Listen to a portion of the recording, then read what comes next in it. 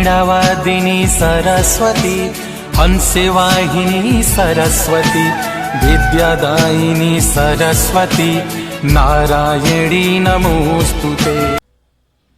Hello नमस्कार साथियों, wait glorious academy में मैं राजेश चित्रवाल आपका हार्दिक स्वागत करता हूं। आज हम इस डिजिटल प्लेटफॉर्म के माध्यम से आपको पशुधन सहायक के संदर्भ में चर्चा करने वाले हैं। आज हम आपको सबसे पहले सिलेबस के बारे में बताने वाले हैं। जीके के पोर्शन में आपको जो सिलेबस जोड़ा गया है उसके बारे में मैं बता दूं। आपको इस 3 पोर्शनों के तहत ये पोर्शन दिया गया है। एक दिया गया है ज्योग्राफी पोर्शन, एक दिया गया है कल्चर पोर्शन और एक दिया गया है हिस्ट्री पोर्शन। तो आज हम चर्चा करेंगे हमारे ज्योग्राफी के पोर्शन को लेकर के जो बिंदु जोड़े गए हैं, जो पॉइंट जोड़े गए हैं उनकी चर्चा करेंगे। तो हमारे सिलेबस में कौन कौन से पॉइंटों को समाहित किया गया है, कौन से पॉइंट आपके एग्जाम की दृष्टि से इंपोर्टेंट है। एग्जाम में दिए गए सभी पॉइंटों से प्रश्न बन सकते हैं, लेकिन अगर विगत क्लासों की हम जितने भी एग्जाम पेपर में जो क्वेश्चन आए हैं उनको देखें, या हमारे इससे पहले पशुधन सहायक का जो एग्जाम लग चुका है उसके पेपर को देखें, तो कुछ महत्वपूर्ण जो टॉपिक हैं उन्हीं में से सबसे ज्यादा क्वेश्चन उठाए जाते हैं। लेकिन हम सभी पॉइंटों को विस्तार से पढ़ेंगे। तो सबसे पहले हम उन पॉइंटों का विशेष ध्यान रखेंगे जिनके बारे में एग्जाम में क्वेश्चन बनना तय है, निश्चित है और आएगा ही आएगा। इन चीजों को हम ध्यान में रखते हुए बनने वाले संभावित प्रश्नों का विस्तार से व्याख्यात्मक जानकारियां प्राप्त करेंगे। संपूर्ण जो टॉपिक है, जो पॉइंट होंगे उनकी विस्तृत व्याख्या के साथ, संबंधित बनने वाले प्रश्नों के साथ और आने वाले एग्जाम के जो प्रश्न है उनके व्यू के साथ हम उनका विस्तार से अध्ययन करेंगे। तो हम सबसे पहले सिलेबस के बारे में जानते हैं। हमारे सिलेबस के अंतर्गत जिनको जोड़ा गया है वो पॉइंट आपके हैं नंबर 1। सबसे पहले हम देखें तो हमारा पहला पॉइंट जोड़ा गया है, वो जोड़ा गया है राजस्थान का सामान्य परिचय।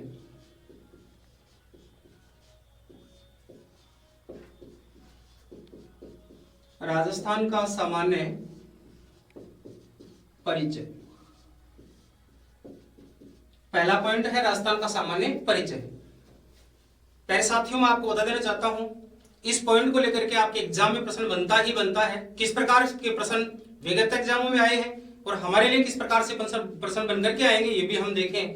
तो यहाँ आपको सामान्य परिचय के अंतर्गत हमें जो प्रश्न पूछे जाते हैं वो पूछे जाएंगे कौन कौन से बिंदुओं के तहत, उसकी भी हम विस्तृत व्याख्या करेंगे। पॉइंट होंगे आपके विस्तार को लेकर के, राजस्थान का विस्तार, राजस्थान का नामकरण, राजस्थान का स्थिति, और स्थिति में 2 बिंदु जोड़े गए हैं, वो जोड़े गए हैं अक्षांश व देशांतर। अक्षांश व देशांतर ये प्रश्न आपको इन बिंदुओं के तहत आपको देखने को मिलेंगे। जैसे कुछ प्रश्नों की अगर चर्चा करें हम, तो इन पॉइंटों से बनने वाले जो प्रश्न होंगे वो राजस्थान को लेकर के, राजस्थान के नामकरण पर प्रश्न पूछ लिया जाता है। राजस्थान का वास्तविक रूप कब अस्तित्व में आया, राजस्थान नाम है वो एकीकरण के किस चरण के तहत प्राप्त हुआ था। साथ ही अगर नामकरण की स्थिति को देखा जाए तो इसका लिखित उल्लेख हमें कहां से प्राप्त होता है, ये जानकारियां इस पॉइंट के लिए बनती हैं। अगर हम और प्रश्नों की बात करें तो यहाँ इसकी सीमाओं को लेकर के विस्तार की स्थिति में पूछी जाएंगी।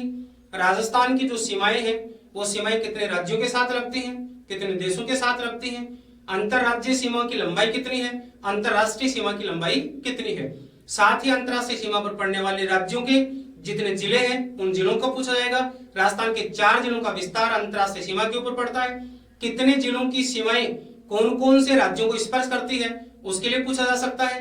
कौन से जिले की जो सीमाएं हैं वो सबसे ज्यादा लगती हैं, कौन से जिले की सीमाएं सबसे कम लगती हैं, ये प्रश्न बनने वाले हैं। अक्षांशीय और देशांतरीय स्थिति को लेकर के प्रश्न बनते हैं।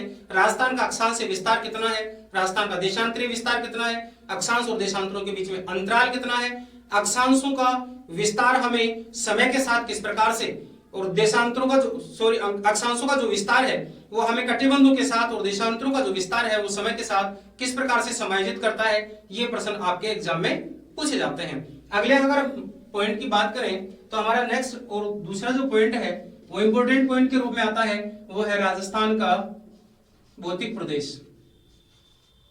तो यहाँ राजस्थान के भौतिक प्रदेशों में 4 भौतिक प्रदेशों का उल्लेख है, और ये 4 भौतिक प्रदेश सबसे ज्यादा एग्जाम में प्रश्न देते हैं। यहाँ से सबसे ज्यादा क्वेश्चन उठाया जाता है इस बिंदु को लेकर के, राजस्थान के भौतिक प्रदेश। पहले साथियों इसमें से आपको क्वेश्चन मिलना ही मिलना है, निश्चित है, तय है। एक प्रश्न हो सकता है, एक से अधिक भी प्रश्न यहाँ से उठाए जा सकते हैं। तो राजस्थान के भौतिक प्रदेशों में 4 भौतिक प्रदेशों की विशेषताएं पूछी जा सकती हैं। जैसे कि पूछ ले जाए, राजस्थान में काली मृदा का जमाव कौन से भौतिक प्रदेश में पाया जाता है? राजस्थान में मरुस्थलीय जो क्षेत्र है उसमें किस प्रकार की मृदा पाई जाती है? मरुस्थलीय क्षेत्र की विशेषताएं क्या है?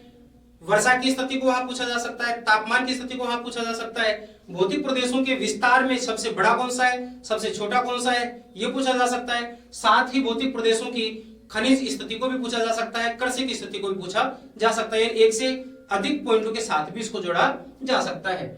यहाँ हमारे तीसरे पॉइंट की हम बात करें तो हमारा तीसरा पॉइंट आता है राजस्थान की जलवायु।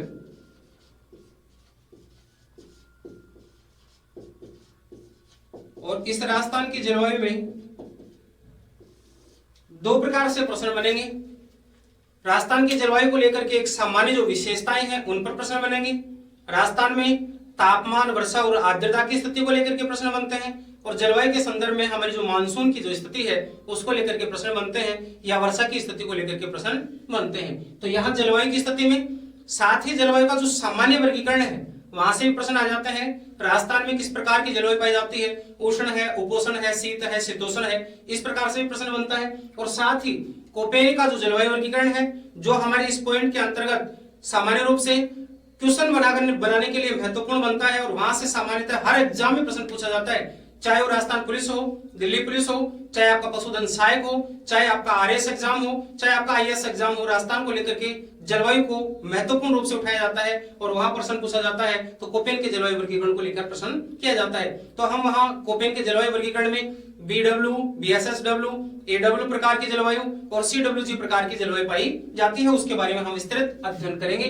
तो यह हमारे पॉइंट 3 महत्वपूर्ण रूप से एग्जाम के लिए इंपॉर्टेंट है। उनमें सबसे ज्यादा इंपॉर्टेंट है वो राजस्थान के भौतिक प्रदेश है और दूसरा है तो राजस्थान की जलवायु को लेकर के किया जाता है। नेक्स्ट हमारा इस पशुधन सहायक के लिए जो सिलेबस जोड़ा गया है उसमें नेक्स्ट पॉइंट बनता है राजस्थान की मृदा। राजस्थान में पाई जाने वाली मृदा और मृदाओं की विशेषता को लेकर के प्रश्न पूछ लिया जाता है। जलोढ़ मृदा की क्या विशेषता होती है? सर्वाधिक उपजाऊ मृदा कौन सी होती है?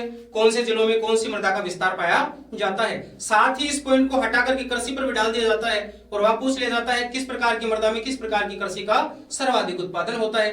कौन सी मृदा में लवणता की मात्रा अधिक होती है? कौन सी मृदा है गेहूं की कृषि के लिए उपयोगी होती है? कौन सी मृदा कपास की कृषि के लिए उपयोगी होती है? तो मृदा के विस्तार की स्थिति, मृदा में पाए जाने वाले तत्वों की स्थिति और मृदा के क्षेत्र को लेकर के प्रश्न बनते हैं। नेक्स्ट हम चर्चा करें तो हमारा नेक्स्ट पॉइंट बनता है राजस्थान की कृषि।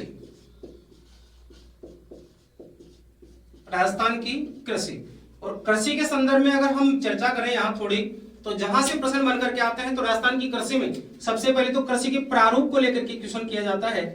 राजस्थान की कृषि में कृषि प्रारूप को लेकर किया जाता है, राजस्थान में किस प्रकार की कृषि प्रक्रिया पाई जाती है। तो पहले साथियों आपको जरूर ध्यान होगा, राजस्थान की कृषि के लिए एक अस्थायी कृषि का प्रकार आता है और वो अस्थायी प्रकार की जो कृषि है तो पहाड़ी क्षेत्रों में, दक्षिणी राजस्थान में वाद्रा कृषि के नाम से जानी जाती है। भारत की प्रसिद्ध कृषि का नाम भी है अस्थायी कृषि के रूप में, जिसको वाद्रा, वात्रा या वाल्टेर कृषि कहा जाता है, भील जनजाति द्वारा की जाती है। पहाड़ी क्षेत्रों में की जाने वाली कृषि का नाम किस नाम से जाना जाता है? मैदानी क्षेत्रों में की जाने वाली स्थानांतरित जो कृषि है उसको किस नाम से जाना जाता है? ये कृषि प्रारूप के अंतर्गत प्रश्न पूछा जाता है। सबसे महत्वपूर्ण है, विगत बहुत सारी जो एग्जाम हो चुकी हैं उनमें बार-बार रिपीटेड प्रश्न है, हर एग्जाम के लिए इंपॉर्टेंट बनता है। या कृषि प्रारूप को लेकर के यहाँ प्रश्न बनता है और साथ ही बनता है कृषि की फसलों को लेकर के। तो कृषि की जो प्रमुख फसलें हैं उन फसलों को लेकर के भी प्रश्न बनता है। तो यहाँ कृषि की फसलें और कृषि का प्रारूप, ये 2 पॉइंट आपके क्वेश्चन के लिए इंपॉर्टेंट बनते हैं। साथ ही इसके अलावा भी जो कृषि के संदर्भ में किए गए जो विशेष कार्य हैं राजस्थान सरकार द्वारा किए गए हैं, राजस्थान क्षेत्र में भारत सरकार द्वारा कृषि विकास के लिए चलाई गई जो योजनाएं हैं वो भी इंपॉर्टेंट है। लेकिन कृषि के तहत प्रारूप और फसलें 2 ही प्रकार के पॉइंट बनकर के हमारे सामने आते हैं जिनको लेकर के प्रश्न किया जाएगा। जो अन्य जो विशेषताएं हैं जिनके बारे में हम चर्चा कर रहे थे कि भारत सरकार द्वारा राजस्थान में चलाई गई जो योजनाएं हैं जो कृषि विकास के लिए चलाई गई, वो अन्य जो आर्थिक योजनाएं हैं उनका भी पॉइंट बनता है, तो वहां भी प्रश्न को पुटअप किया जा सकता है। तो हमारा नेक्स्ट और छठा पॉइंट है वो इसके अंतर्गत आता है राजस्थान की खनिज संपदा,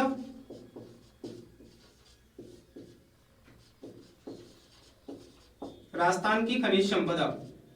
यहां अगर हम चर्चा करें तो खनिज संपदा के अंतर्गत विभिन्न जो प्रकार की खनिज हैं उनको पूछा जाता है, और खनिजों से संबंधित जो खाने हैं उनको पूछा जाता है। कौन सी खान किस खनिज के लिए जानी जाती है, कौन से जिले में कौन सा खनिज पर्याप्त मात्रा में पाया जाता है, राजस्थान में कौन से खनिज बहुतायत में पाए जाते हैं, राजस्थान में निकलने वाले एकाधिकार वाले खनिज कौन से हैं। तो इस क्रम में प्रश्न हमारे बनकर के आएंगे। यहां हम अगर देखें तो उससे भी ज्यादा जो महत्वपूर्ण क्वेश्चन बनता है वो बनता है वर्तमान समय में राजस्थान में खोज की गई खनिजों की, या वर्तमान समय में कौन से जिले में किस खनिज का सर्वाधिक दोहन हो रहा है, कौन सी खान विशेष प्रकार के खनिज के लिए गुणवत्ता में श्रेष्ठ है, उस प्रकार के प्रश्न बनकर के सामने आएंगे। जिस प्रकार से अगर हम बात करें, राजस्थान राज्य में चांदी की एक खान है, वो खान फेमस है। तो पहले साथियों आप जानते हैं राजस्थान में चांदी की खान का उत्खनन है, वो कहां से हुआ था, जावर के खान से हुआ था। तो जावर जो उदयपुर में पड़ती है, चांदी की खान जानी जाती है, फेमस खान के रूप में जानी जाती है। अगर हम बात करें तो बांसवाड़ा क्षेत्र में सोने का जो उत्खनन हो रहा है वो फेमस है। जगपुरा भूकिया, आनंदपुर भूकिया क्षेत्र है, सोना उत्खनन के लिए जाना जाता है। तो जो फेमस खाने, जो भारत प्रसिद्ध खाने हैं, उनको लेकर के राजस्थान में महत्वपूर्ण रूप से प्रश्न पूछ लिया जाता है। यही अगर हम और खनिजों की बात करें तो वर्तमान समय में सबसे ज्यादा भारत का तांबा क्षेत्र पाया गया है, या तांबे का सर्वाधिक जमाव राजस्थान में पाया गया है, तो वह जिला कौन सा है जिसमें सर्वाधिक तांबा जमाव पाया जाता है। तो वर्तमान समय में झुंझुनू जिला राजस्थान का सर्वाधिक तांबा जमाव वाला है। इससे पहले राजस्थान भारत का सर्वाधिक तांबा उत्पादन करने वाला था। वर्तमान में मध्य प्रदेश के बाद राजस्थान का दूसरा स्थान आता है, लेकिन जमाव की दृष्टि से राजस्थान में सबसे ज्यादा तांबा पाया जाता है। कौन से जिले में सबसे ज्यादा है, यही प्रश्न बनकर के आ जाते हैं। उत्खनन नहीं हो रहा है, लेकिन वर्तमान समय में कौन से स्थानों पर कौन से खनिजों की खोज की जा चुकी है, प्रश्न आपके लिए महत्वपूर्ण बनकर के आएगा। इन सारी जानकारियों को हम देखेंगे विस्तार के साथ, पॉइंटों के साथ। यहाँ हम केवल और केवल प्रश्नों का आधार देख रहे हैं कि किस प्रकार से एग्जाम में प्रश्न पूछे गए हैं, कौन से टॉपिक में किस किस प्रकार के प्रश्न बनकर के आते हैं। तो यहाँ खनिज और खानों को लेकर के प्रश्न बनते हैं, और वर्तमान समय में जो दोहन और जो जमाव की प्रक्रिया है, जहां जहां जिन जिन जिलों में पाई जाती है, वो भी अपने लिए इंपॉर्टेंट बनता है। नेक्स्ट हम बात करें अगले पॉइंट की, तो यहां चर्चा होती है राजस्थान की वनस्पति, राजस्थान की वनस्पति। तो वनस्पति के अंतर्गत हम दो बिंदुओं को एक साथ देखेंगे जो अलग अलग पॉइंट के तहत है, लेकिन हम एक ही बिंदु के साथ उसको समाहित करेंगे, वो है वन व वन्य जीव। वन व वन्य जीव। वनों के अंतर्गत हम वनों का वर्गीकरण पढ़ेंगे, और वनों का वर्गीकरण में प्रशासनिक वर्गीकरण पढ़ेंगे, क्षेत्रीय वर्गीकरण पढ़ेंगे। प्रशासनिक वर्गीकरण में सब जानते हैं, एक होते हैं रक्षित वन, एक होते हैं आरक्षित वन, और एक होते हैं अवर्गीकृत वन।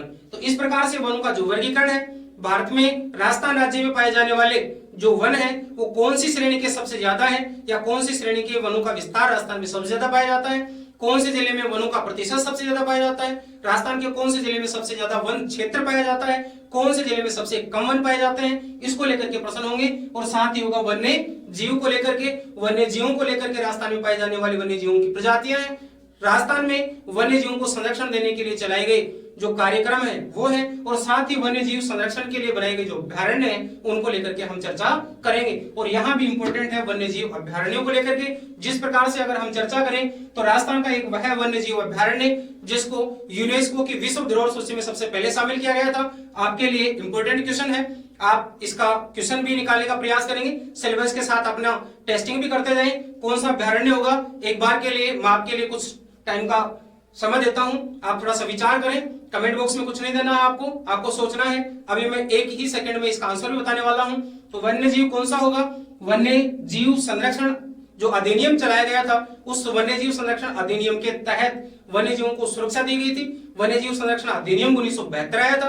उसके बाद 1972 के बाद ही विश्व धरोहर में शामिल किया गया हमारा एक वन्य जीव अभ्यारण्य है, उसको कहा जाता है रणथंभौर वन्य जीव अभ्यारण्य। तो वन्य जीव अभ्यारण्य के रूप में सवाईमाधोपुर जिले में पड़ने वाले रणथंभौर अभ्यारण्य को विश्व धरोहर की यूनेस्को सूची में शामिल किया गया है। पहले साथियों इसी प्रकार के प्रश्न इससे और बनेंगे जिनकी चर्चा हम विस्तृत अपने पॉइंट के तहत करेंगे। अगला जो हमारा पॉइंट है वो है राजस्थान की परिवहन प्रणाली या परिवहन तंत्र। परिवहन प्रणाली या परिवहन तंत्र। और परिवहन तंत्र के अंतर्गत अगर हम देखें तो यहां परिवहन के हमें मूल रूप से अगर देखने को मिले तो हम तीन ही प्रकारों को पढ़ते हैं, स्थल परिवहन, जल परिवहन और वायु परिवहन। लेकिन यहां अगर हम देखेंगे तो यहां परिवहन के जो विभिन्न स्रोत हैं उनके बारे में विस्तृत चर्चा करेंगे। स्थल परिवहन के अंतर्गत आने वाले जो परिवहन है उनकी चर्चा करेंगे। स्थल परिवहन में सड़क परिवहन आता है, रज्जु मार्ग आता है और रेल परिवहन और पाइप परिवहन आता है। पाइप परिवहन की स्वतंत्र स्थिति है, सबसे महत्वपूर्ण प्रश्न होगा। जिस प्रकार से विगत एग्जाम में प्रश्न पूछा गया था, आरएस एग्जाम में प्रश्न पूछा गया था, राजस्थान में मंगला तेल कुएं से निकलने वाला तेल किस पाइपलाइन द्वारा शोधनशाला को भेजा जाता है। तो प्यारे साथियों, वो इसी परिवहन प्रणाली पर या परिवहन तंत्र पर प्रश्न पूछा गया था, नहीं कि परिवहन को लेकर के प्रश्न पूछा गया था। वो प्रणाली को लेकर के प्रश्न पूछा गया था कि उस परिवहन प्रणाली का नाम क्या है जिससे हमारे मंगला तेल के कुएं से तेल का शोधनशाला तक परिवहन होता है। तो उस पाइपलाइन का आप नाम जानते होंगे, तुकाराम आमटे पाइपलाइन। तो मुख्य रूप से अगर हम देखें तो ऐसी कुछ पाइप परिवहन की प्रणाली पाई जाती है। राजस्थान की ही नहीं, यह भारत की एकमात्र विंटेज पाइपलाइन भी है। यह प्रश्न भी आ चुका है, आईएएस एग्जाम में प्रश्न पूछा गया था। भारत की एकमात्र विंटेज पाइपलाइन के रूप में किस राज्य में परिवहन प्रणाली को संचालित करती है? राजस्थान राज्य में परिवहन प्रणाली को संचालित करती है। इस प्रकार से बनने वाले हमारे सभी प्रकार के प्रश्न होंगे। नेक्स्ट हमारा जो पॉइंट है उसके अंतर्गत देखें तो आगे आता है राजस्थान में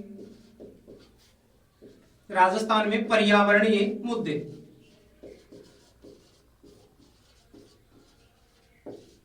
पर्यावरणीय मुद्दे और पर्यावरणीय मुद्दों के अंतर्गत देखें तो ये अलग पॉइंट है जिसको मैं इसी के साथ समाहित कर देता हूं। जिस प्रकार से हमने यहाँ वन और वन्यजीवों को देखा है, यहाँ पर्यावरणीय मुद्दों में एक अलग प्रकार का मुद्दा आता है और वो स्वतंत्र दिया गया है मरुस्थलीकरण।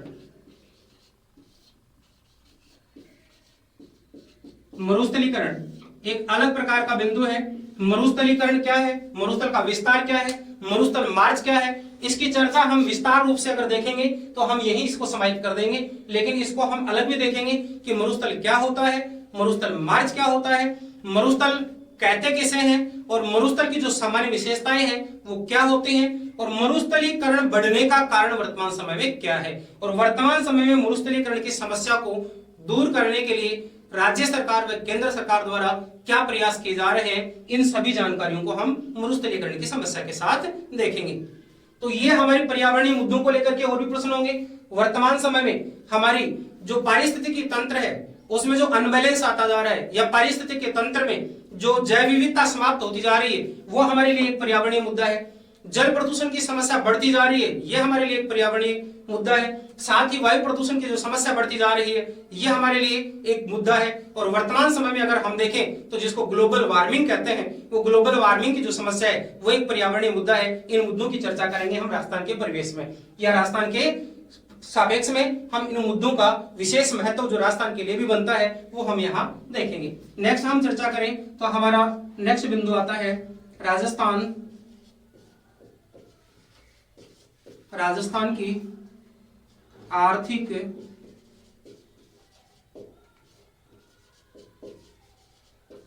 योजनाएं। पहले साथियों इनको हम अलग देखेंगे, शायद गाइडों में ये चीजें आपको अलग से नहीं मिलेंगी, हम इसको एक अलग ही बिंदु के तहत देखेंगे। आर्थिक योजनाएं हमारी इन प्रमुख पॉइंटों के तहत समाहित की गई हैं। आर्थिक योजनाओं में जैसे कि हम बात करें मृदा विकास के लिए की गई योजनाएं, सामान्य रूप से अगर मैं बता दूं मृदा विकास के लिए चलाए गए कार्यक्रम इसके अंतर्गत आएंगे। कृषि के लिए वर्तमान समय में कृषि विकास के लिए जो चलाई गई योजनाएं हैं वो इसके अंतर्गत आएंगी। जैसे कि कृषि कर्मण पुरस्कार वर्तमान समय में राजस्थान में किसे दिया गया था? राजस्थान में प्रथम कृषि कर्मण पुरस्कार किसे मिला था? सीताराम को मिला था। सबसे पहले कृषि कर्मण पुरस्कार की शुरुआत राजस्थान में कहां से की गई थी? श्री गंगानगर से की गई थी। इस प्रकार की जो आर्थिक जो योजनाएं हैं जो राजस्थान सरकार द्वारा चलाई गई है या केंद्र सरकार द्वारा राजस्थान में चलाई गई है, उनके बारे में विस्तार से हम चर्चा करेंगे। साथ ही इसके अन्य जो योजनाएं आती हैं उनमें दो प्रकार की योजनाओं को सम्मिलित किया गया है। नेक्स्ट पॉइंट हमारा 12 है, उसमें राजस्थान की सिंचाई परियोजनाएं।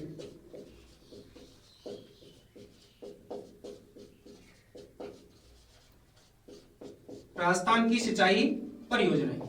और सिंचाई परियोजनाओं के अंतर्गत हम देखेंगे तो राजस्थान के अलग अलग क्षेत्र में होने वाली जो सिंचाई परियोजनाएं हैं उनका आधार भी अलग है। कुछ सिंचाई परियोजनाएं इस प्रकार की हैं जो नदियों पर बांध बना करके की गई हैं। कुछ सिंचाई जो परियोजनाएं हैं वो नहरें निकाल करके लिफ्ट परियोजनाओं के रूप में की गई हैं। तो इन परियोजनाओं को हम देखेंगे राजस्थान में कौन कौन सी परियोजनाओं से सिंचाई की जो सुविधाएं हैं वो प्राप्त होती हैं और कौन कौन सी सुविधाओं के द्वारा कौन कौन सा जिला लाभान्वित होता है, कौन सी परियोजना का संबंध किस जिले से है। इस प्रकार की जो आपके प्रश्न उत्तरी है वो इस प्रकार से बनकर के आएगी। यहां से हम राजस्थान की जो सिंचाई परियोजनाएं हैं उन्हीं के बिंदु को एक अलग प्रकार से देखेंगे और वो है हमारी बहुउद्देशीय परियोजनाएं। तो यहाँ नेक्स्ट अपना पॉइंट बनता है राजस्थान की बहुउद्देशीय परियोजनाएं। राजस्थान की बहुउद्देशीय परियोजनाएं। बहुउद्देशीय परियोजना।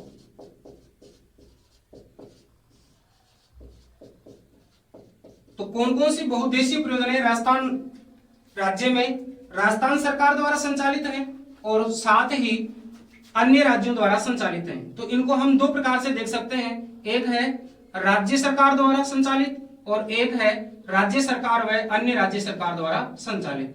राज्य सरकार व अन्य राज्य द्वारा, अर्थात हम कह सकते हैं दो प्रकार की योजनाएं हैं, एक सौ राज्य योजना और एक है राज्यों के साथ राज्यों की योजना। इनको हम कह सकते हैं बहुउद्देशीय योजनाओं में दो या दो से अधिक राज्यों की योजना, इसको हम कह सकते हैं स्वतंत्र राजस्थान राज्य की योजना। जैसे कि अगर हम इनकी चर्चा करें तो आपके जहन में आया होगा इंदिरा गांधी नहर बहुउद्देशीय जो परियोजना है तो किस प्रकार की परियोजना है, वो राज्य की है या राज्य के बाहर की है। जैसे कि माही बजाज सागर परियोजना है, राज्य की है, राज्य के बाहर की है। चंबल परियोजना है, चंबल परियोजना के ऊपर बनाए गए 4 बांध हैं, ये बहुउद्देशीय परियोजनाओं में आते हैं। जैसे गांधी सागर बांध परियोजना है, जैसे कि राणा प्रताप सागर बांध परियोजना है, जैसे कि कोटा बैराज परियोजना है, जैसा कि जवाहर सागर बांध परियोजना है, जैसा कि कागदी पिकअप परियोजना है। इस प्रकार की जो परियोजनाएं हैं उन परियोजनाओं को हम इसके अंतर्गत देखेंगे। कौन सी परियोजना किस प्रकार की परियोजना के अंतर्गत आती है, कौन सी परियोजना का लाभ किस रूप में लिया जाता है। बहुउद्देशीय परियोजना भारत में राजस्थान राज्य के लिए अन्य राज्यों के लिए चलाने का उद्देश्य क्या था, या इन योजनाओं को हमारे इस क्षेत्रीय विकास के लिए क्यों चलाया गया, या इनका वर्तमान समय में विकास हो रहा है या इनके विकास में इनका स्थान पिछड़ता जा रहा है। इस प्रकार की हम संपूर्ण जानकारियां लेंगे। नेक्स्ट अगर हम बिंदु की चर्चा करें तो यहां हमारा आता है, नेक्स्ट हमारा इसमें पॉइंट है राजस्थान का अपवाह तंत्र।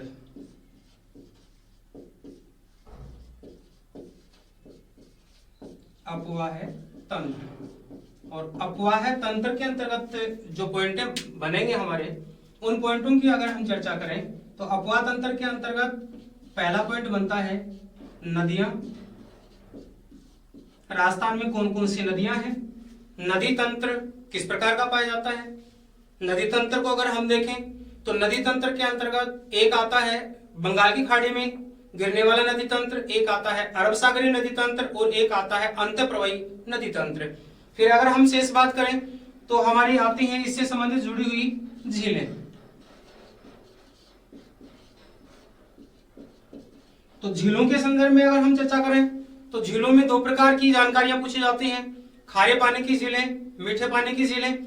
अब अगर हम इससे बनने वाले प्रश्नों की बात करें तो इस संदर्भ में अभी वर्तमान समय में स्कूल लेक्चर में प्रश्न पूछा गया था, सामर झील किस प्रकार की झील का उदाहरण है। प्रश्न पूछा जाता है अजमेर जिले में पुष्कर झील किस प्रकार की झील का उदाहरण है, माउंट आबू की नक्की झील किस प्रकार की झील का उदाहरण है। अर्थात झीलों की विशेषताएं हैं, किस प्रकार की निर्मित झीलें हैं। जैसे हम चर्चा करें तो हमारे अजमेर जिले की पुष्कर झील और माउंट आबू की नक्की झील ये ज्वालामुखी निर्मित झील मानी जाती हैं। साथ ही अगर हम देखें तो पश्चिमी राजस्थान की जो खारे पानी की झीलें हैं, कुछ अस्थायी झीलें हैं, कुछ स्थायी झीलें हैं। तो उन झीलों को किस किस नाम से जाना जाता है, इस प्रकार से झीलों को लेकर के प्रश्न किया जाएगा। नेक्स्ट और अंतिम हमारा जो पॉइंट है वो इसके अंतर्गत जोड़ रखा है, वो है आपके इसी एग्जाम के नाम से जिसको आप दे रहे हैं, वो है राजस्थान का पशुधन। राजस्थान का पशुधन, तो पशुधन को लेकर के विस्तार से चर्चा आपको पूछी जाएगी। कितने प्रकार के प्रश्न बनेंगे उसको भी ध्यान दे लें। राजस्थान के पशुधन के बारे में, राजस्थान में पशुधन की जो स्थिति है उसमें पशुधन की मात्रा के बारे में पूछा जाएगा, कितनी संख्या में कौन से पशु पाले जाते हैं। राजस्थान का भारत में पशुधन की दृष्टि से कौन सा स्थान आता है। पशुओं को लेकर के ही आपके दुग्ध उत्पादन नहीं दिया गया है, लेकिन यहाँ पशुधन पॉइंट है तो दुग्ध उत्पादन की क्रिया भी पूछी जा सकती है। दुग्ध उत्पादन में राजस्थान का कौन सा स्थान है, दुग्ध उत्पादन करने वाले पशुओं की नस्लें कौन कौन सी हैं, अन्य नस्लों के बारे में पूछा जा सकता है, कौन से पशु की नस्ल किस नाम से जानी जाती है, या भी पूछा जा सकता है किस नस्ल का पशु राजस्थान के किस जिले में पाला जाता है। इस प्रकार से अन्य प्रकार के और भी क्वेश्चन इसमें आएंगे जो विस्तार से पूछा जा सकता है। तो कुछ पशुओं के जो रोग हैं उनको भी पूछा जा सकता है, कुछ उनका जो उपयोग है उनको भी पूछा जा सकता है। जैसे कुछ द्विप्रयोजनी पशु होते हैं जिनका उपयोग या तो दूध और मांस के लिए किया जाता है, या फिर भार ढोने के लिए और मांस के लिए किया जाता है, या फिर अन्य ऊन और मांस के लिए किया जाता है। तो इस प्रकार से द्विप्रयोजनी जो नस्लें हैं वो भी पूछी जा सकती हैं। तो इस प्रकार से पशुधन में अधिक से अधिक क्वेश्चन बनेंगे। अब आप एक बार ध्यान दे लें, आपके एग्जाम के लिए जो पॉइंट इतने बन रहे हैं और प्रश्न इतने नहीं आएंगे, तो आपके एग्जाम में कौन से पॉइंटों को लेकर के सबसे ज्यादा एग्जामिनर का पॉइंट ऑफ व्यू पर ध्यान रहता है, एग्जाम के पॉइंट के हिसाब से आपका इंपोर्टेंट कौन सा पॉइंट बनता है, तो आप ध्यान दें एक बार के लिए। सबसे महत्वपूर्ण बिंदु की बात करें तो यहां से निकल करके आता है राजस्थान का सामान्य परिचय, संभवतः ज्यादातर प्रश्न इसमें से डाला जाएगा। यहाँ आएगा, इसमें से क्वेश्चन आपका होगा ही होगा। राजस्थान के भौतिक प्रदेश को लेकर के कोई ना कोई प्रश्न आपके सामने पेपर में जरूर मिलेगा, एक से अधिक प्रश्न भी मिल सकते हैं। यहाँ राजस्थान की जलवायु को लेकर के भी प्रश्न इंपोर्टेंट है, पूछा जाएगा। राजस्थान की मृदा पूछी जाए तो पूछी जाए, अन्यथा इसको छोड़ा भी जा सकता है। यहाँ अगर हम देखें राजस्थान की कृषि के संदर्भ में जरूर क्वेश्चन आएगा। यहाँ बता दूं आपको, अभी विगत एग्जाम में ये का यही सिलेबस था, ये एलडीसी एग्जाम में था, और एलडीसी एग्जाम में यहाँ से प्रश्न पूछे गए थे। चार पेपर हुए थे, चारों पेपरों में 4 क्वेश्चन आए थे। तो आपके एग्जाम में भी इंपोर्टेंट बनता है सिलेबस को लेकर के और आपके एग्जाम पैटर्न को लेकर के, यहाँ से प्रश्न बनेगा जरूर। नेक्स्ट अगर हम देखें तो राजस्थान की खनिज संपदा, यहाँ खनिज और खान का सीधा सीधा संबंध पूछा जा सकता है, इंपोर्टेंट है। राजस्थान की वनस्पति के अंतर्गत आपका प्रश्न हो तो हो, नहीं तो हटाया भी जा सकता है। यहाँ डायरेक्ट प्रश्न यहाँ चला जाता है वन्य जीव अभ्यारण्य को लेकर के, वो भी कोई जरूरी नहीं है पूछा जाए। तो आपके एग्जाम की दृष्टि से कम महत्वपूर्ण है, यहाँ एग्जाम की दृष्टि से कम महत्वपूर्ण है। नेक्स्ट देखें राजस्थान की परिवहन प्रणाली को, तो परिवहन प्रणाली भी आपके एग्जाम को लेकर के कम महत्वपूर्ण है। यहाँ अगर हम देखें सबसे महत्वपूर्ण में आते हैं तो पर्यावरणीय मुद्दे, और पर्यावरणीय मुद्दों में भी अलग पॉइंट है जिसको हम इसी के साथ देख रहे हैं, वो है मरुस्थलीकरण। यहाँ से प्रश्न बनने की संभावना है। नेक्स्ट अगर देखिए आर्थिक योजना, यहाँ से भी प्रश्न को पुटअप किया जा सकता है। वर्तमान समय में करंट को लेकर के जोड़ करके प्रश्न किया जा सकता है। वर्तमान समय में कौन सी योजना किसानों के लिए चलाई गई है, कौन सी योजना का संबंध मजदूरों को आर्थिक उत्थान के लिए किया गया है, राजस्थान के संदर्भ में कौन सी और आर्थिक योजनाएं राजस्थान की अर्थव्यवस्था को सुधारने के लिए चलाई गई है, प्रश्न पूछा जा सकता है। लेकिन वहां से हो या नहीं हो, लेकिन इसमें से क्वेश्चन होगा ही होगा। दोनों पॉइंट एक है, दोनों को अलग अलग देकर के विस्तार से पूछा गया है, यहाँ से प्रश्न भी जरूर बनेगा। निश्चित रूप से यहाँ से प्रश्न पूछना है, उठना है। यहाँ अपवाह तंत्र को लेकर के प्रश्न संभवतः निश्चित रूप से आने की संभावना है, और यहाँ प्रश्न आपके एक से अधिक भी होंगे। तो यहाँ मल्टी चॉइस क्वेश्चनों में एक से अधिक प्रकार के क्वेश्चन भी होंगे। 1+ कितने भी हो सकते हैं, 2 हो सकते हैं, 3 हो सकते हैं। इस प्रकार से आपके एग्जाम के पैटर्न को लेकर के जो सिलेबस दिया गया है उसमें अपने को सभी पॉइंटों को विस्तार से पढ़ना है, क्योंकि हमें सबसे आगे निकलना है, और साथ ही हमें उन क्वेश्चनों को जो अपने पढ़े हुए हैं उनमें गलत न हो जाए, इसके लिए वैकल्पिक प्रश्नों का अधिक से अधिक अध्ययन करना है। और इसी प्रकार से आप अध्ययन के साथ जुड़े रहें, और जुड़े रहने के लिए आप वैकल्पिक क्वेश्चनों को अधिक से अधिक निकाल पाएं, और बार बार इस प्रयास को करते रहें ताकि आपके एग्जाम में कम से कम क्वेश्चन गलत हो सके। आप प्रश्नोत्तरी को ज्वाइन करें, आपके खुद के हैंडराइटिंग नोट्स बना करके उसके वैकल्पिक क्वेश्चनों को निकालना शुरू करें। इस प्रकार से आप अपनी तैयारी को मजबूत बना सकते हैं, अपने लक्ष्य को प्राप्त कर सकते हैं। प्यारे साथियों, आज की इस विस्तृत जानकारी के साथ, सिलेबस की जानकारी के साथ आज मैं लेता हूं आपसे विदा। नेक्स्ट में हम बात करेंगे हमारे सिलेबस के बिंदु के तहत राजस्थान के सामान्य परिचर्चा को लेकर के, सामान्य जानकारी को लेकर के। मैं लेता हूं विदा आपसे। धन्यवाद।